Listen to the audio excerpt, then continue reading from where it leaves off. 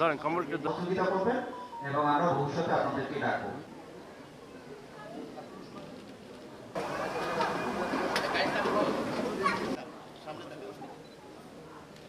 বিগত বছরের থেকে এই বছরের শীতের প্রকোপটা বেশি।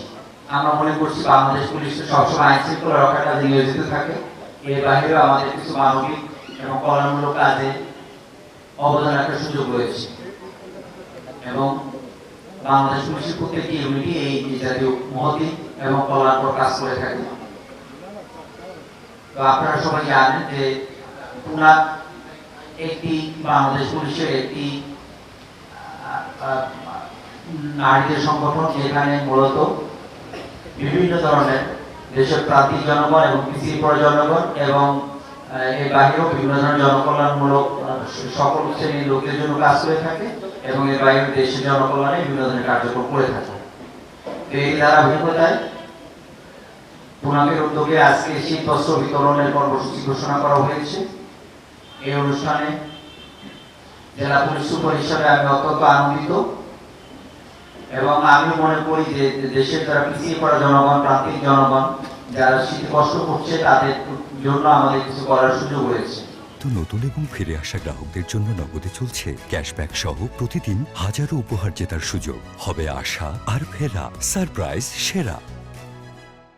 দরিদ্রদের সহযোগিতায় নয়, এদের আমরা তাদের কাছাকাছিও আসতে চাই, এই জন্যই এই অনুষ্ঠানটি পরিচালনা করা।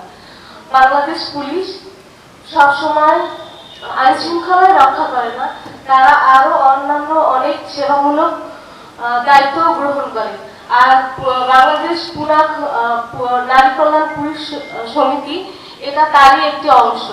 আর এই কারণে আমরা দীর্ঘদিন ধরে বিভিন্ন ধরনের মানবিক কার্যক্রমগুলো পরিচালনা করি, যেমন শিক্ষাক্ষেত্রে দরিদ্র মেধাবী শিক্ষার্থীদের বৃত্তি প্রদান করা, তারপরে বিভিন্ন দুর্যোগের সময় তাদের সাহায্য প্রদান করা, দরিদ্রের সহায়তা করা এবং স্বাস্থ্য প্রদান করা। এ ধরনের বিভিন্ন উন্নয়নমূলক কাজগুলো আমরা পুলিশদের সহায়তায় আমরা করে থাকি। তো আমাদের ইচ্ছা আছে এরকম প্রোগ্রামগুলি সবসময় করার জন্য। তো যারা আমাদের সাথে ছিলেন, সহযোগিতা করেছেন বিভিন্ন সময় বিভিন্নভাবে, আশা করছি আপনারা সামনেও আমাদের সাথে এভাবেই থাকবেন এবং যারা আজকে উপস্থিত আছেন তারাও আমাদের সাথে এভাবেই সহযোগিতা করবেন।